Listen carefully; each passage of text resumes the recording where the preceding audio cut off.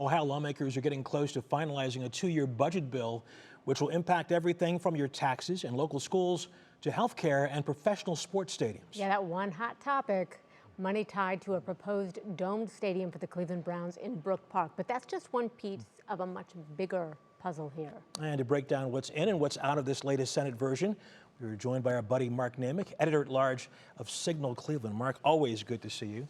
We know about this money that could be set aside for the sports stadium, for the stadium in Brook Park, but what about public schools? What's in the budget for that? Well, they're going to get a little less money than they would like. They always want more money. But the plan is to give about $200 million more than what they spend right now. We spend $8 billion a year on public schools, but there is a catch with this. Language in this budget bill would also require schools that build up a surplus or have extra money. It hits a certain point, then they have to rebate that to property tax owners. And the schools are fighting it because they're complaining that, hey, this means I want to save for a rainy day, I want to build, and this is one reason that we have a lot of tax levies is because they come up short each time. So what are some of the other key highlights that you're particularly watching?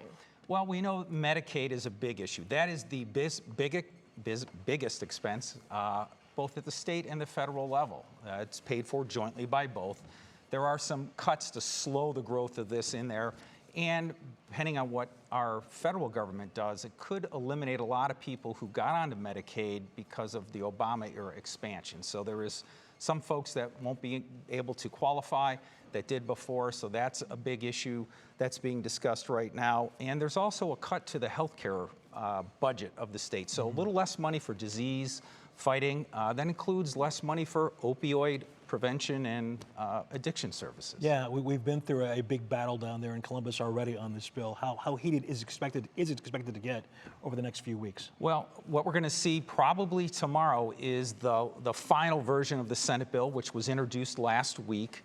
And they'll put in their final changes, and that's where all those last-minute amendments get kind of thrown in there, those little hidden gems for certain policy and pet projects. So those will get worked over, and then they will have to sit down with members of the House to see, okay, which version, what do we keep, what do we not keep, and then they move it ahead to the governor, who has that line item veto, and that's where we're going to see possibly him get involved with the Cleveland Browns, which still at this point have $600 million on the table for them, coming from that unused fund, that pot of money of leftover bank accounts and uncashed checks.